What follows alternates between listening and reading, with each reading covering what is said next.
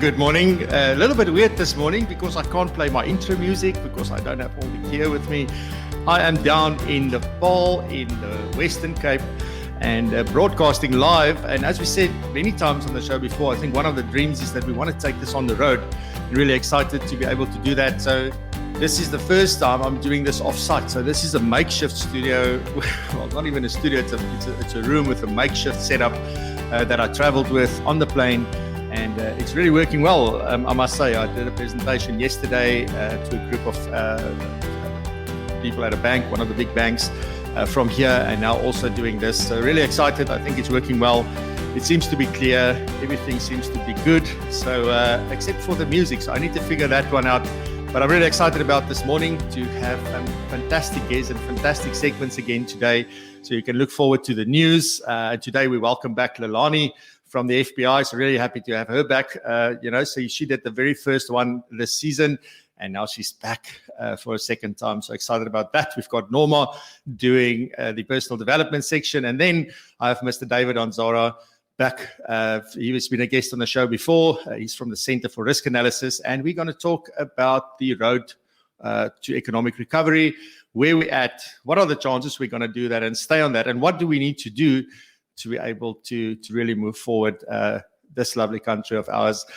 And then we have the first time that we're going to do the segment on client segmentation, which is going to be hosted by Louis van der Merwe. Louis has also been a guest on the show before, so really excited to have him back. We're going to talk a little bit about client engagement and how you can really connect to clients and just have a meaningful engagement with them. And then I will do a wrap up at the end. All right, so welcome. Thank you very much this morning for saying hi. So we've got Ben Kleinhans. Good morning. I'll say David, having you on the other side for a change. I hope it's going well. And Kobus Klein, good morning. I love your sense of humor. Thank you, Kobus. Yes, I might just move down here. We never know. Razan, good morning. Good morning. Kuvendra, good morning. Nice to see you. Gerda, very nice to see you here this morning. Thank you very much for saying hi. And it's because I'm in the Paarl and I don't like doing virtual backgrounds. So this is the real thing. And that's where we're at. But good morning. Jacques Retief, my machtig, lekker, all the way from Pretoria. All right, without any further ado, let's go to the news studio and hear what Leilani has to share with us.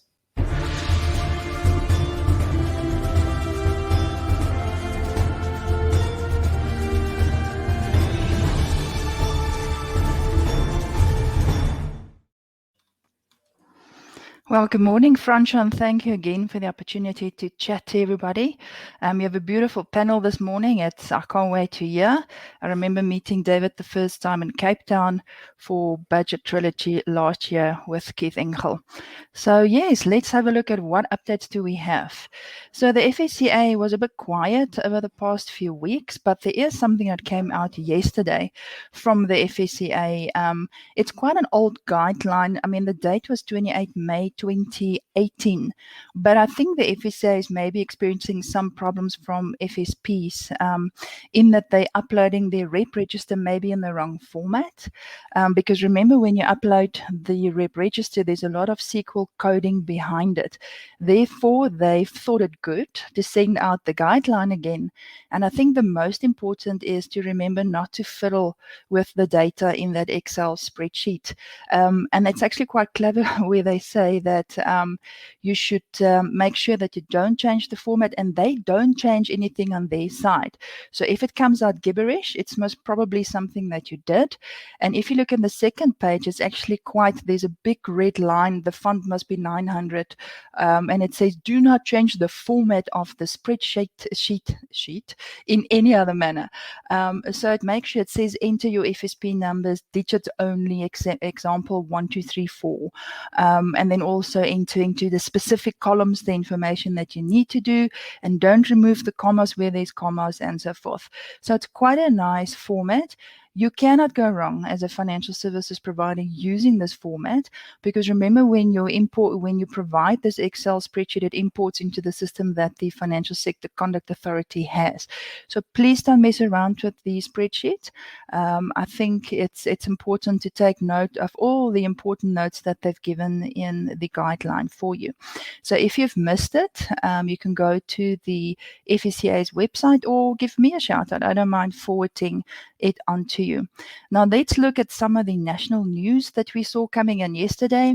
So I was in a meeting when the MoneyWeb article came through with the surprise announcement that Magda from Signia stepped down. Now she stepped down effective May the 31st, 2021. And the article made it very clear that she gave no reasons why she's stepping down, but the group and the other CEO, because it was a joint CEO position, David, there's a lot of Davids this morning, but this is David Houghton, said that Magda will definitely still be involved at Signia as a non-executive director.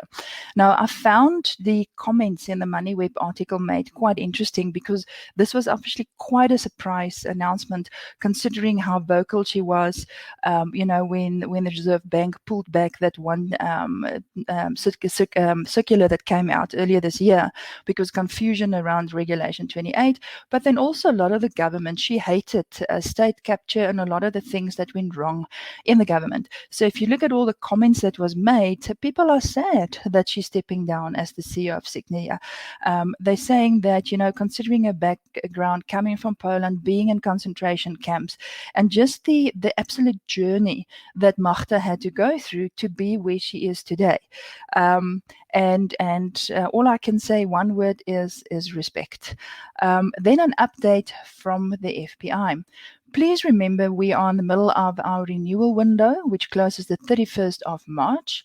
But very important for you to note as a member, if you're panicking about your continuous professional development hours that's maybe not uploaded yet, or you're maybe still short of a few CPD hours, you have until the 31st of May to upload your CPD hours.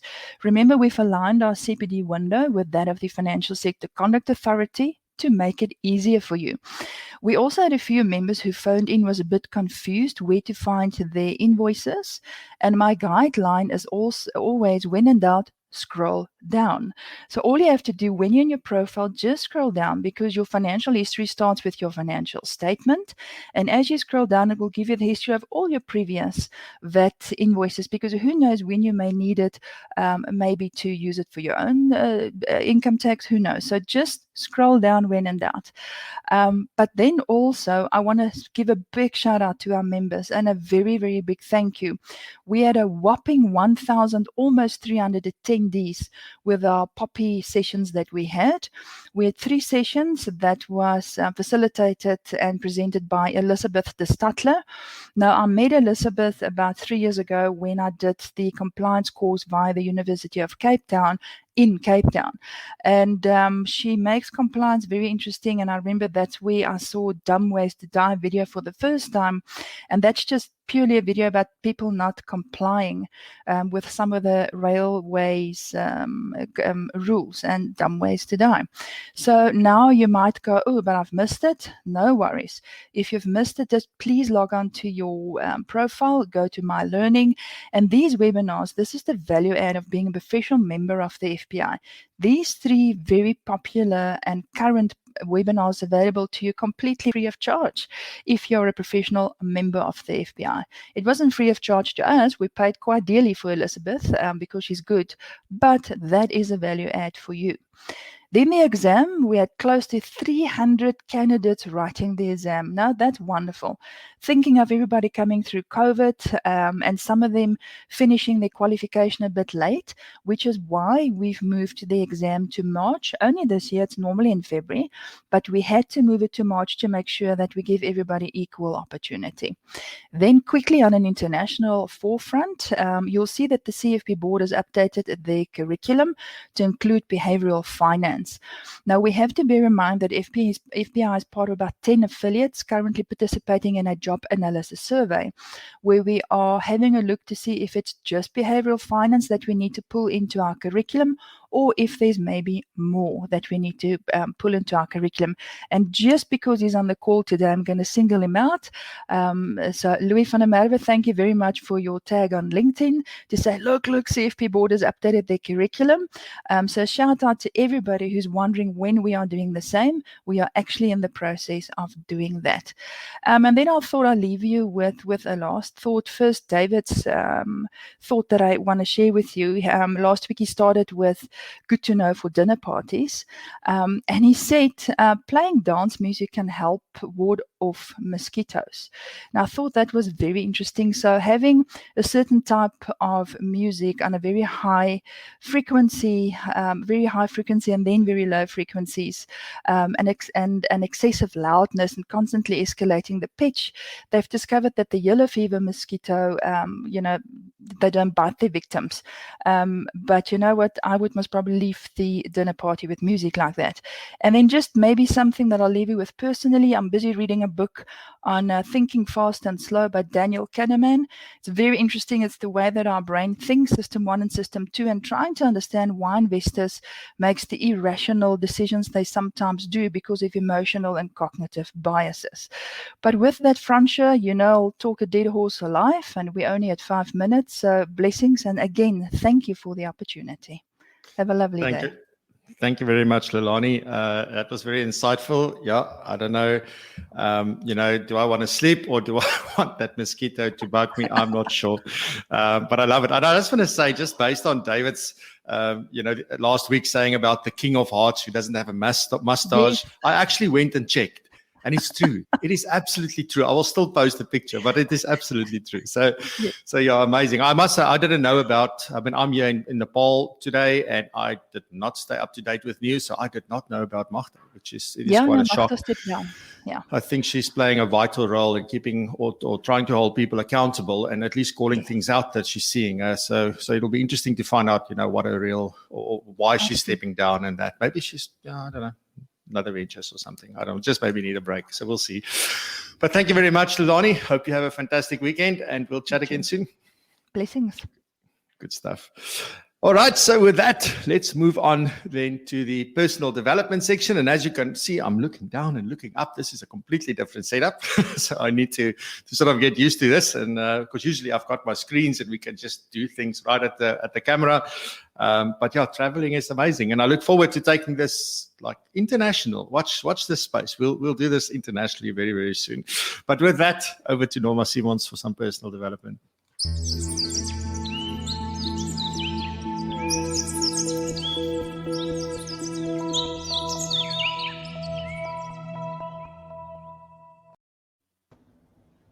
Good morning, Francois, and good morning, everyone. So today we're talking about when things are hard and I want to quit. So I think for Francois, and if his crowd is anything like him, then you know all about doing the hard things and doing things that you sometimes don't even feel like doing, or doing the things that you don't like doing in your business. So I challenge you today to think about the other areas of life where you might not be doing the hard things. So think of areas like maybe your physical health, emotional health, things like relationships. So relationships with an intimate partner, or parenting, or relationship with friends. Maybe looking at how you spend your time, doing hobbies or maybe sports, in your money area, and then obviously business is also one of those areas. So I think to have an extraordinary life, we basically sign up for the hard things. So it's quite important to have the right mindset. And I think if we change the way we think and we feel about the hard things, then it can make it a bit easier. So I want to touch on 5 things that you maybe can keep in mind while doing these hard things to maybe take the load off it a little bit. So firstly, we don't have to do anything. So we don't have to pay taxes, we don't have to build a business, we don't have to parent, and we don't have to look after our bodies, but we choose to do that. So if we choose to do that, we are trying to avoid something, or we're trying to gain something. So if we pay our taxes, we avoid getting penalized. And if we, for instance, build beautiful relationships, we gain great connections with people. So The next would be if we ask ourselves, why are we doing these certain things that brings us to a goal? So it's important to know the deeper meaning behind the reason you're doing the hard things. Because if that meaning is sort of aligned with your values, it makes it so much easier to do the hard things. So number 3 would be, we can use our brain to make these things a little bit easier. So, the survival brain always wants to keep us safe and keep us in our comfort zone.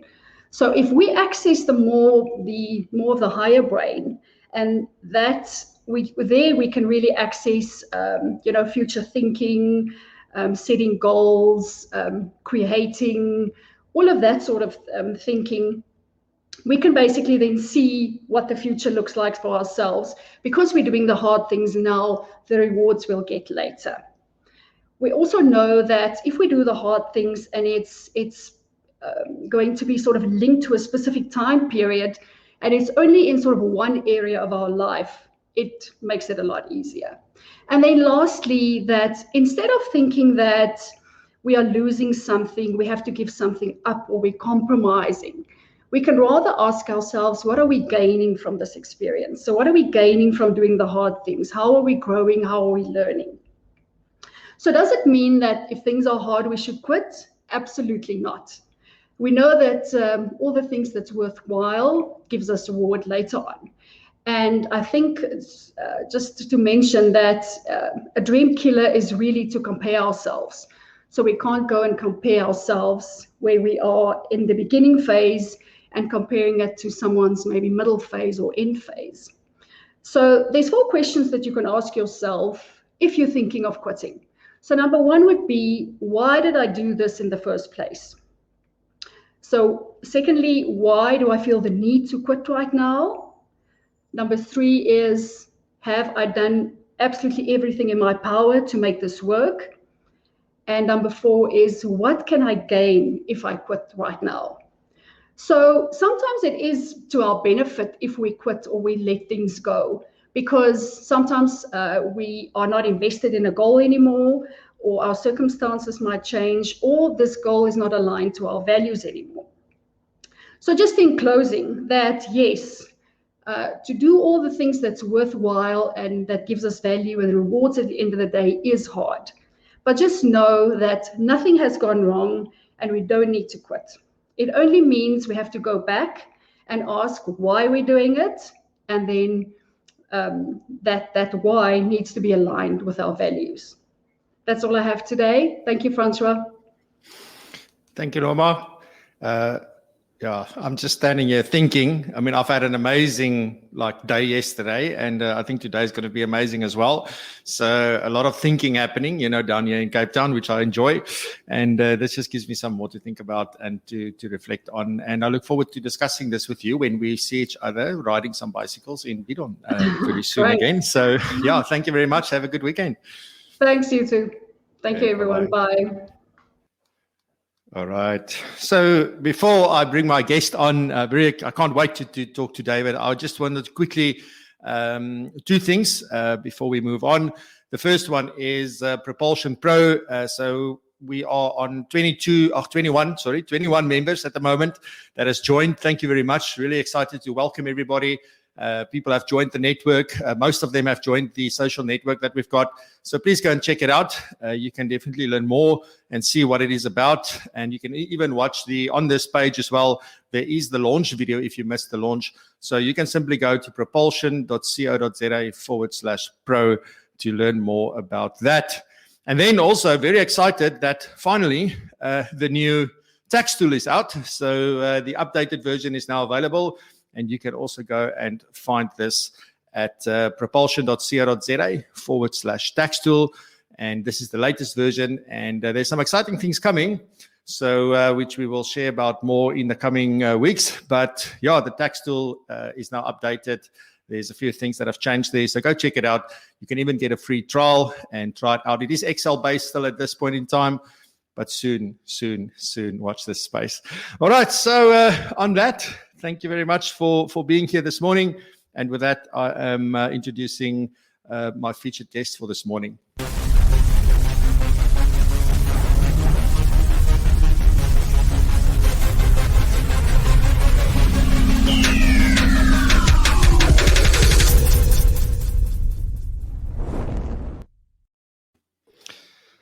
Good morning, David.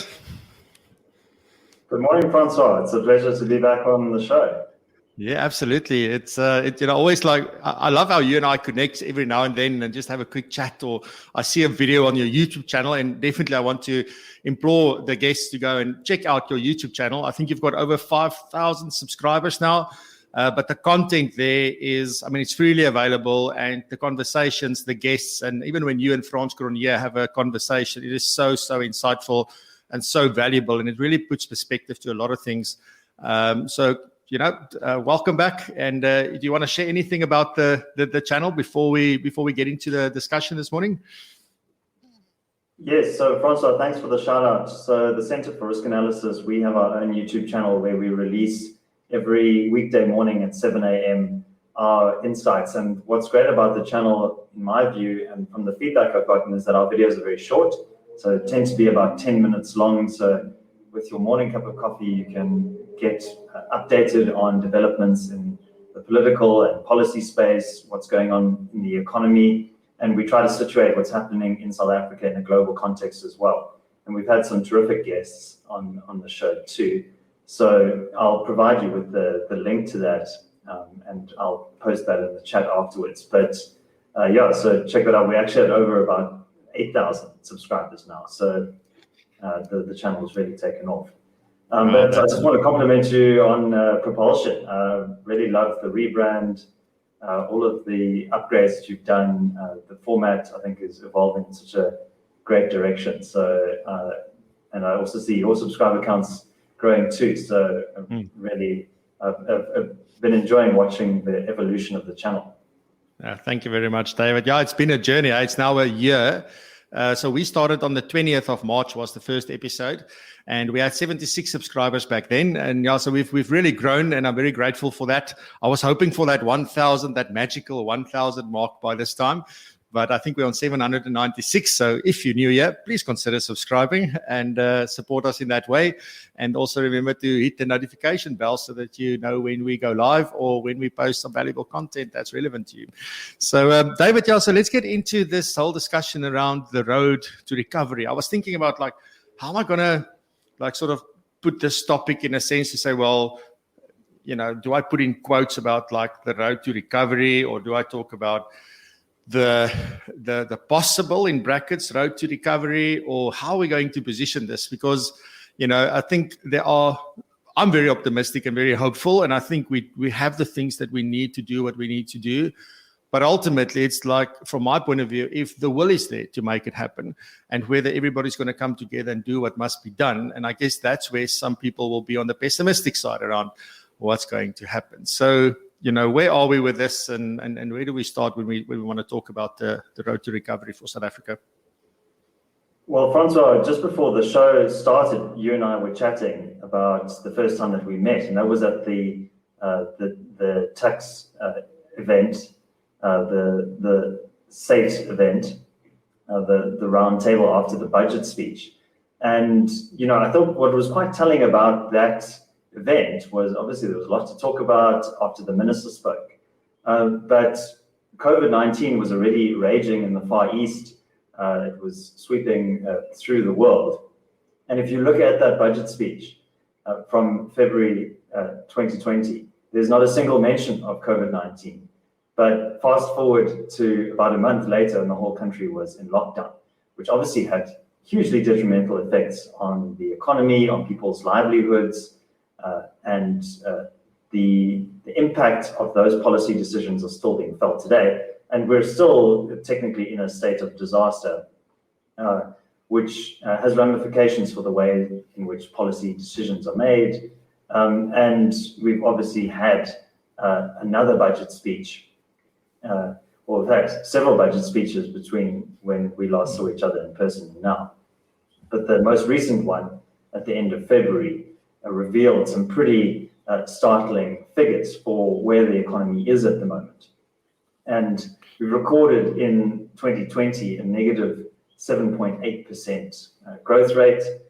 So really a cratering of the economy. South Africa is not unique in that regard. Many economies around the world did suffer similar effects. And the minister is projecting that growth next year is going to rebound to about 3.3%, and then starting to normalize 2.2%, 1.6% in the subsequent financial years. So that's quite optimistic, but it's also, remember, there's base effects there. So it's coming from a low base. That's exactly what I wanted. That's exactly what I want to ask now. Is it? I mean, we've never seen 3.3. Well, not never, but we haven't seen 3.3% in years. So, I mean, is it just because we're coming from a lower base that obviously makes it easier? If we're just going back to where we were, I mean, we still, if we contracted by almost 8%, which people feel like we're closer to an 8% possibly, which is the real contraction. But it means like, I mean, we're not even halfway back to where we were. Yeah, exactly. And, these figures that we're citing, Francois, are from the National Treasury. And what we've observed over the last 10 years or so, when you look back at the data, is that actually Treasury tends to be on the over-optimistic side in terms of their projections. I think Lelani she was mentioning that book, Thinking Fast and Slow. And it's actually on the shelf behind me. It's over here. And very fascinating book, which looks at cognitive bias and some of the effects that our own assumptions, what Kahneman calls heuristics, which are the little cognitive shorthands that we use every day in order to make decisions, in order to understand the world around us. And one of those is called anchoring, where you basically you are pinned to a certain number or a certain figure, and you use that as your guideline. But that's often the result of your assumptions or your projections about what you want. So in many ways, that's happening here. And I think there's also this issue around the policy framework that we have that governs the economy. And one of the biases there, I think, is a status quo bias, that we have this set of policies in place, and some of them are not working very well. And we kind of double down on some of these bad policies rather than saying, well, are these policies really worth keeping, and should they be discarded? So I really like Lelani's mentioning of that book, and I think it's a very good way of understanding how we make decisions and some of the flaws in our decision making. Yeah, and I guess it's also part because we like to hang on to the things that are confirming our beliefs or our viewpoints that support that, and we don't want to hear the truth sometimes. And also, I think often, and I love Tito Mboweni because, he makes the budget speech fun, right? It's never that boring. There's always a little joke or a little side punch or something happening when he's talking, and I think he also tries and bring hope. But I think we definitely need to be realistic around this. And you're referring to some of the policies. So which policies do we seriously need to take a look at that we need to change? And we need to almost, I don't know if update is the right word, but which policies need some change or reform or revamping in order to support this road to recovery that we need to seriously get on? I mean, it's a great question, Francois, but maybe we should just take a step back and look at the broader context of what the minister presented. So in the last financial year, we projected quite low revenue collections, but actually there was, because of the commodity boom globally, there was about 100 billion rand more collected in terms of tax revenue. So that was about 1.3 trillion rand that was eventually collected. And in the coming financial year, Treasury is projecting that it will collect 1.5 trillion rand. So that's quite a substantial sum. Again, its estimates might be off. These are just projections. But also bear in mind that the government is projecting to spend 2 trillion rand. So there's a 500 billion rand shortfall that needs to be made up somehow. And that is mostly through borrowing. So there is an enormous fiscal deficit.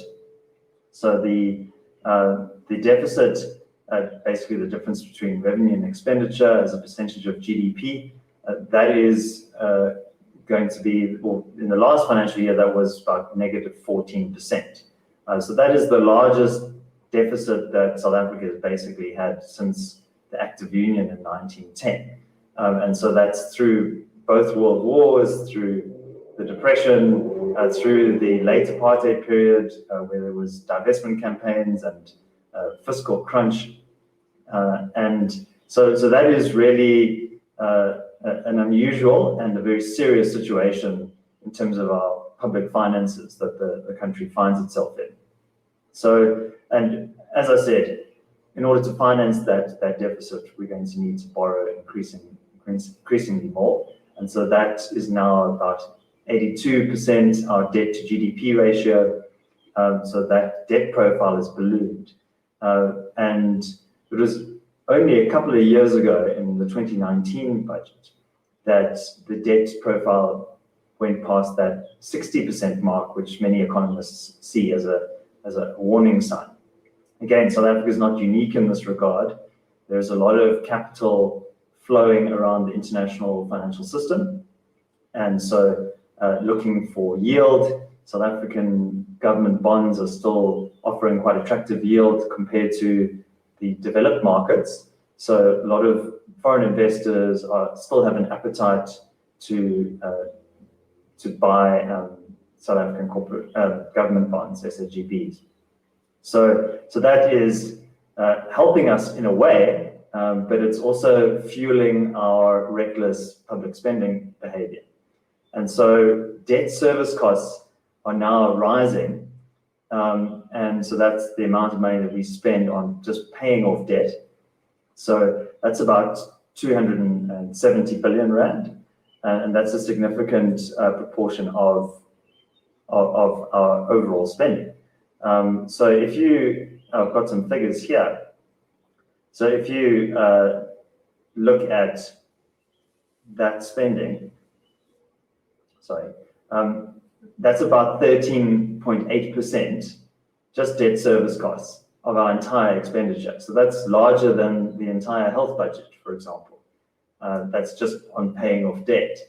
And then we have about another 32% of our expenditure being spent on paying for government employees, so civil servants. So if you add those together, that's about 45% of all spending, which is going to paying for government consumption, essentially, and also debt service costs. So that is money that's not going to social programs, to infrastructure, to other critical areas of service delivery. So that's, I think, a big red flag and potentially a problem that's going to really come back to bite us in the years ahead. Yes, and I mean, I'm just thinking about like when you repay this debt, yes, there's capital that we're repaying, but that interest portion, as you said, I mean, and that percentage, I mean, it becomes a cash flow issue. And at the end of the day, you need cash to pay that. And I mean, are we, just as this may be a very funny question, but, are we borrowing money to repay debt? Or are we borrowing money to do other stuff because we've used the money that we had to repay debt? Or how are we using the new money that we're borrowing? Well, where is that going? Any idea? Well, a lot of it is just going to government consumption, Francois. So it's to pay the wages of civil servants. There was some talk of a 700 billion rand infrastructure investment program. And don't get me wrong, infrastructure is very important, but it's not a panacea for growth. And, I think just on that concept of growth, I think a lot of government's very ambitious social programs, social welfare programs, and other initiatives could be much more realistic, much more sustainable if we had higher levels of growth. So the minister was very quick to point out that this is not an austerity budget, but I think he used that term in a pejorative way. But I think that the government is living well beyond its means, and we do need to trim back on expenditure. But there are consequences if you had to dramatically cut back on government spending. That would ripple through the economy. I think that needs to be done in a phased way. But we can grow our way out of many of these problems if we have the right policies in place in terms of the labor market, in terms of guaranteeing property rights, and also ensuring the rule of law, ensuring that business compliance costs and the overall compliance burden is reduced. So those are quick wins that would really unlock a lot of growth and potential in the economy. Where are we in terms of labor? So let's talk a little bit, let's move on to labor and talk a little bit about that, because obviously there's been a lot of job losses. Are we recovering some of those job losses at the moment? Where are we in terms of labor? And then also, I think a second part to that question would be, is the current labor environment supportive again of a recovery, or do we need reform there? And if so, what would that look like? Yeah, so there was a survey released recently, the Beyond COVID survey, which highlighted that about 1.2 million jobs were lost during the lockdown, some of which will be recovered. Many small businesses in particular, according to the survey, also temporarily closed their doors, stopped doing business. So the impact, for example, on the tourism industry has been profound. We've done some videos on that on the CRA channel, and general hospitality industry as well, so restaurants, and so a number of sectors were less affected. For example, mining, manufacturing. During the initial lockdown period, they suffered a reversal, but were able to come back. And I think one of the mistakes that the government made was this very arbitrary classification of essential versus unessential businesses. If you are a business owner, that is an essential business for you and for your staff. So I think that was definitely a misstep. I think hindsight is 2020. There were a lot of unknown variables around the virus at the time, this time last year. But I think what should have been done is say, well, what can we do to protect the population? What PPE equipment is needed? What health and safety protocols need to be put in place without doing unnecessary damage to the economy? So if you remember the Department of Trade and Industry and Competition, they prohibited online retail during the lockdown. They restricted the purchase of certain items of clothing, like open-toed shoes and T-shirts. So this created a lot of uncertainty, unnecessarily harmed many sectors of the economy. But your question was about the labor market and how do we get back some of those jobs? Well, unfortunately, South Africa is characterized by a very rigid labor market. The skills profile of that labor market is quite mixed. So you have a percentage of the population which is quite well integrated with the global economy, they're relatively skilled and dynamic, but the overall skill set of the labor force is quite low, and that is a result of a variety of historical factors, the poor educational outcomes, also tertiary education is not producing necessarily the skills that are required for the economy. So the effect of this is that we have approximately 10 or 11 million people who are locked out of the labor market, if you can consider the expanded definition. So, and that is a very serious situation for those millions of people. They're essentially dependent on the state for welfare or on their extended families. They do odd jobs here and there, but aren't really able to participate meaningfully in the economy, which has all sorts of social and political implications. And, I think in terms of government policy, one of the guiding principles is this idea of decent work. And now you and I are very fortunate to have decent jobs in that kind of broader definition. But many people don't have that luxury of only being able to take a quote decent job. If you look at the development trajectory of a number of emerging markets like Vietnam, Somalia, not Somalia, I beg your pardon, Ethiopia, which has grown tremendously over the last few years, you'll see that a lot of these countries have been able to effectively harness low value adding manufacturing, which employs a huge mass of people and which often doesn't pay particularly high wages, but gives people a first step on the ladder in order to earn a small income in the beginning, but which enables them to get the skills that they need to be competitive in the labor market. And in South Africa, our legal and regulatory framework that governs the labor market is very restrictive. It doesn't favor labor-absorbing industries. It puts a lot of restrictions on employers. It's very difficult to fire delinquent workers or underperforming workers. And so that means that employers are reluctant to take on new employees. And there's an opportunity cost because you don't see those decisions that get made on a daily basis through thousands of businesses where someone says, well, I'm not going to hire an extra person. I'm a bit strained in terms of capacity, but we'll just have to manage because the risk of taking on a new worker who might be unionized, who is going to cause trouble on my factory floor, who's going to be difficult to get rid of, it's just not worth the effort. And so you don't see those thousands of decisions that happen every day. But the net effect is where we are today, where we have north of 30% unemployment. And so our labor absorption rate is very, very low as a consequence as well.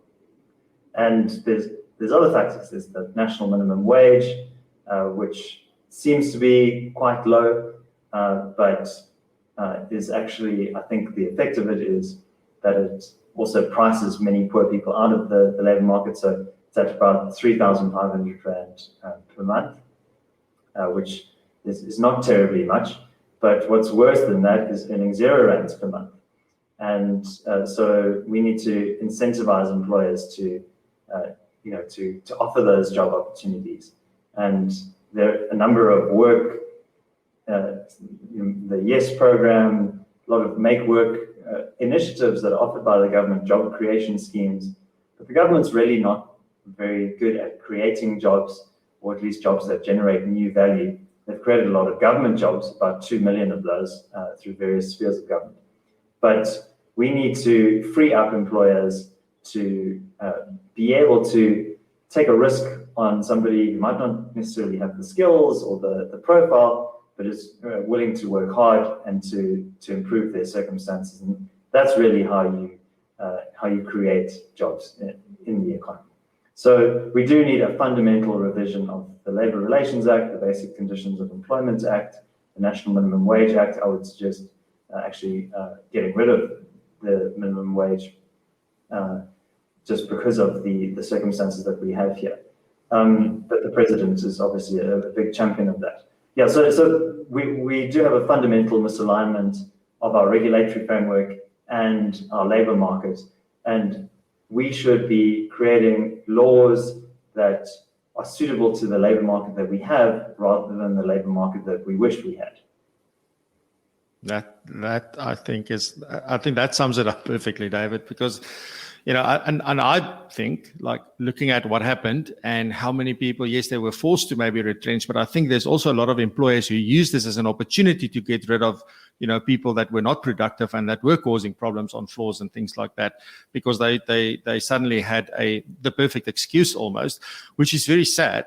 But and I don't know where the balance sits between the power that the employer has and the power that the employee has, but you can't have the employee having more power than the employer, because that absolutely puts a restriction on that. If you run a business and you can't make decisions about what's good for the business, then so it'll be interesting to see the kind of policy that we need that will support both sides, but it allows the employer or the business to run things the way that they want to run it, but still always be fair to the employee, because I think there was a lot of unfairness maybe in the past, and we're trying to overcorrect that now with legislation as it stands. And that's quite, I think that's one of the biggest things that, from my point of view, that we need to change from, to help us on this road to recovery. And I think even somebody like Dawie Rood says this quite often. If you watch on Bait Sake, and he almost like every time he talks, he's talking about labor and all of these things as well. So very interesting point there.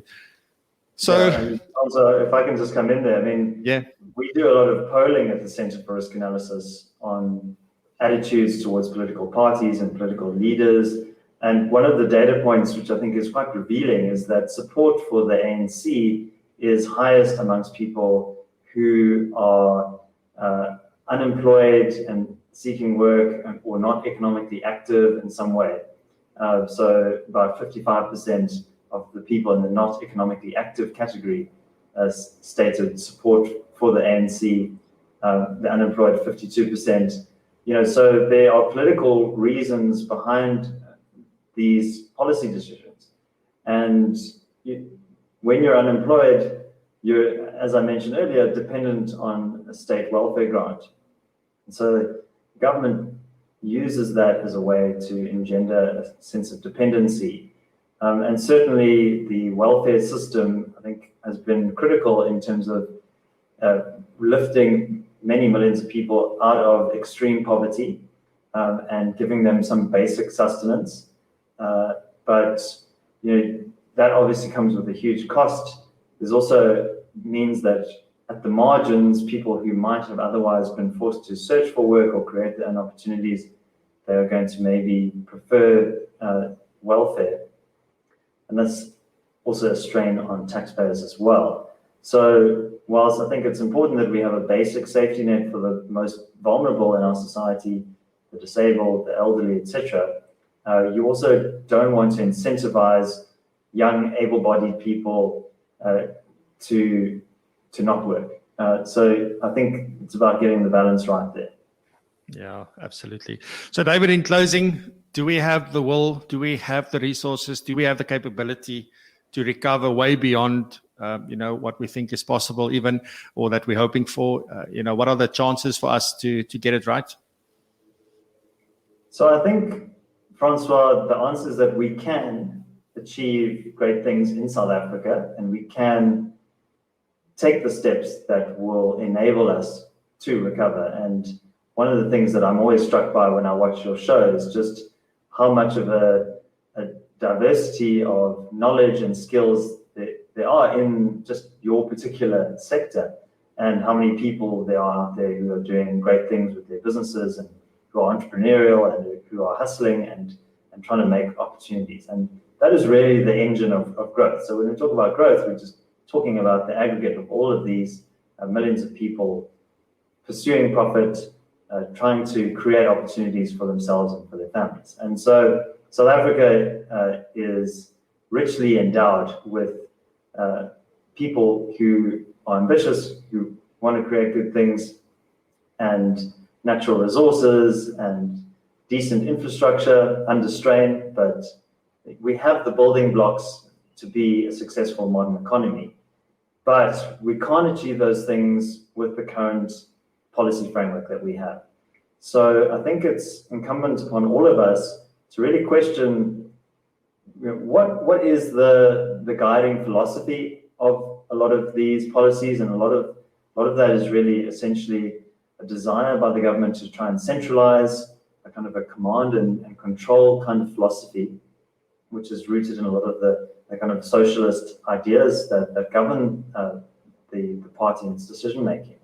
And so we need to proudly advocate for the fundamentals of a market economy, to say that the government's role is to ensure the rule of law is maintained and that the market is appropriately regulated, but the business of government is not business. It's the thousands of people like you and I, or millions of people like you and I, who are striving to improve their own circumstances and through that can unlock a lot of value. And so I think the COVID crisis has been really, I think, a very important reminder of how resilient markets can be, but also how fragile they are. And, we can't take the things, the advantages we have for granted. We need to preserve and protect them. Property rights is a very good example of that. We should not be having a discussion around amending the Constitution to enable expropriation without compensation. That sends totally the wrong message to investors. No investor in their right mind is going to want to have that kind of uncertainty hanging over their heads. So we need to be quite bold and firm about pushing back against some of these policies. Last time I was on your show, we were talking about prescribed assets, and a lot of the pushback that happened there actually resulted in the government strategically stepping back. I don't think it's totally off the table, but stepping back and saying, okay, we're not going to do this for now. And I think there are other ways in which savings and investments might be in peril, but as we stand at the moment, that pushback has worked. And so I think a lot of South Africans have an idea of, well, we need to kind of work together, we need to collaborate, but actually that kind of status quo and that status quo bias, to get back to Daniel Kahneman, is actually not working. And so we need to be a bit more bold, and business associations, organized business, I think, is also part of this problem, not standing firmly enough against policies that are going to damage economic activity. So I think it might seem like, well, what can I do just as an individual? But we all have a voice, we all have networks, and we can use those and leverage those advantages to push back against some of these more damaging policies. Yeah, awesome. David, where can people get in touch or learn more about the Center for Risk Analysis? Well, Francois, I mentioned the CRA YouTube channel, so we'll link to that in just a moment. But also our website is cra-sa.com, and we're also active on Facebook and LinkedIn, where we post a lot of our content. We're also running a 30-day free trial at the moment. So corporates and increasingly individuals as well can subscribe to our service. They get access to a weekly risk alert every Monday morning at 7 a.m. We have monthly reports on the economy, on social political issues, which are very data rich and quite short and easy to read. We have longer strategic intelligence reports, which are more of a deep dive into various trends. So we have a variety of ways in which we inform our clients about how to navigate uncertainty and how to ensure that they can achieve prosperity in this environment. Awesome. David, thank you. Yes, I will link to both the YouTube channel and the website down below in the description. So you're welcome to go there and click on that. I will add that after the show. And David, thank you very much for your time. Very insightful. And I look forward to catching up with you soon. I hope you have a fantastic weekend and enjoy. Thanks very much, Francois. It's always a pleasure to be on your show. Awesome. Thank you, David. All right. With that, now it's time for our segment on client engagement. And this morning we have, for the first time doing this segment, none other than Louis van der Merwe. So let's hear what Louis has got to say.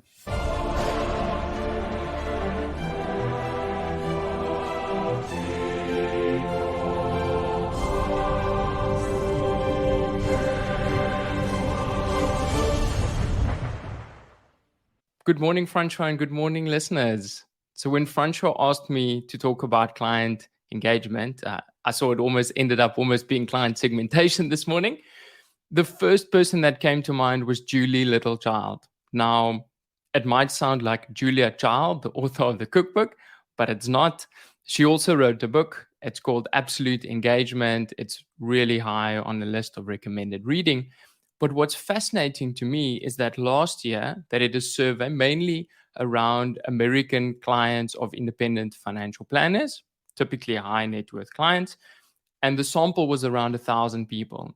And what they wanted to find out, amongst many other questions, is how often do these people think about leaving their financial planner, right? So when we think about client engagement, it means that connection between the advisor and the client. And interestingly enough, in 2019, that figure was about 20%, right? So 20% of clients often thought about starting to look for another advisor. And in the industry where, the rates of people leaving advisors are typically quite low, this is probably a very good thing to measure, to see a kind of predictive analytics. Update that to 2020, and that rate jumped to 30%, right? So that was quite a big increase. And what we want to look at is quickly say, okay, well, what are the reasons for that? And the two gaps that the research came up with is a gap in the relationship, but also a gap in how those people feel in control of their finances. So from a relationship perspective, the most important one there was the gap between clients wanting to feel like advisors put their needs first. Okay, so that's quite a key one. And when you come to the action points, we'll try and unpack that a little bit. Interestingly enough, clients that felt more in control of their finances were also more likely to refer people. So they measure this through something called the Net Promoter Score. And this group of people that were really engaged and felt in control of their finances was 70% more likely to refer people. So what we're trying to get to is to move from this group of people that feel like they want to look for another advisor to someone that's so engaged and so in control that they actually feel comfortable referring your services to friends and family. And that's the specific question they answer. So brilliant article to read. I want to highlight 3 of the top points that they also have, in terms of what we can implement. And my take on it is, to focus on client goals. Bill Bacharach has a great way to phrase that. He asks clients, what are the things that require both planning and money? Right. So asking someone, what are your financial goals or what are your goals, tends to lead to a very bland answer. But if you zoom out a little bit more, then you can start asking better questions. That brings me to widening the scope of your services, right? So adding services over and above just delivering performance. Be very clear on what your value offering is and why you charge that. And then lastly, be the guide. Don't be the star of the show. Try to get your clients energized about the future so that they feel in control of their money and hopefully move from that group of wanting to look for another advisor to being able to refer you. And with that, I want to wrap up the first client engagement session. Thank you, Francois. Awesome, Louis. Thank you very much. That was like a short, punchy, and very powerful. And I love the action items at the end. So thank you for that. I love that last part about, be the guide. If you look at typical storytelling, there's a hero, and it's often not you who's the hero, it's the client. And, but in all good stories, this person starts off, but then they meet a guide, before we get to the villains and all those things. So it's really amazing. And I love that part. And it's such everything, whether you look at Star Wars, Lord of the Rings, you can look at all of them. Like those, for me, those are epic movies. So maybe there are better examples. I don't know if Terminator would in fact qualify, but there's always a guide, that really leads the person to grow and to get to where they want to be. So we play that very important part of being the guide. So I really love that. Louis, thank you very much. Well recovered from that little technical glitch. And so till next time, thank you very much. Have a good weekend. Bye-bye. Good stuff. Let's wrap up.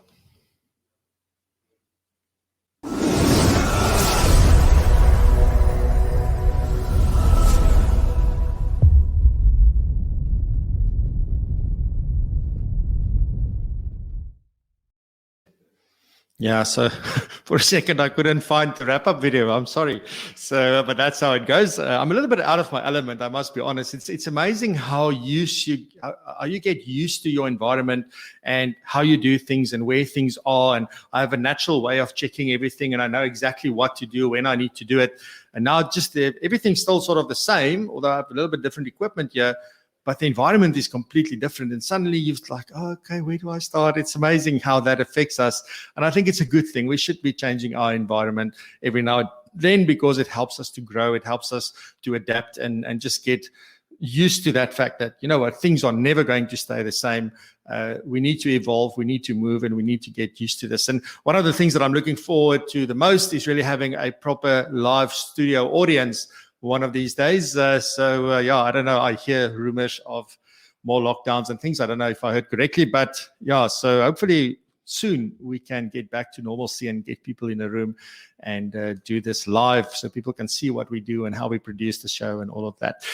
Anyway, Leilani did the news for us. There was well done on the 300, people that attended or that attempted rather the PCE exams. I think that is absolutely phenomenal. It's great to hear that so many people are still looking to get CFP certified, and that's still a goal. And also then the adding of the behavioral finance part to that, was it behavioral finance? Or I can't remember exactly, but that part where it's more about the engagement and more about understanding, the way that clients behave, etc., and the way that we can support them. So I'm really happy to hear that is now finally in. So great stuff there. And then obviously the little tip about the mosquitoes. But I don't know. They say the yellow fever, Leilani. So I'm not sure, or what was it? The yellow something mosquito, and it's like, I don't have those at my house. I have those little brown, nasty ones. So I don't know what we do with them. Play boere music. All right. Anyway, so personal development. Then Norma was talking there, giving us a lot of thoughts, and saying, well, when it gets hard, do you want to quit? And really giving us some questions that we can ask ourselves around that. David and Ansara, really insightful. We spoke about the landscape in South Africa, where we're at in terms of public finances. We looked at certain reforms that we may need, and also whether we have the will to make it out of this and the resources and capability to get onto the road of recovery and really rise to where we deserve to be. And then Louis then did the client engagement session, again, with 3 action items that we can look at. And I really, as I said, like the part about, being a guide, playing that role of a guide for clients. So that's that. Thank you very much for being here. Just a quick reminder about the tax tool that you can find. You can go and check it out. It is at propulsion.co.za/tax tool. The whole purpose of this, it's not to calculate tax.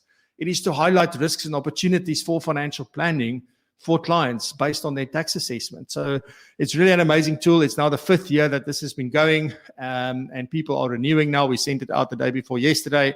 So a lot of our users are now renewing, getting the new version, the updated version. So please go check it out, propulsion.co.za/tax tool. And then lastly, I also just want to implore you to go check out PROpulsion Pro. PROpulsion Pro is really something amazing that we are creating on the back of this show. I think this has really been the driving force for that. But it's all about the community. It's about really coming together and driving the profession forward. And our theme in everything we do is to raise the bar. Hope to see you there. Thank you very much for your time. Have a lovely weekend. From Paul. I needed to remember where I was.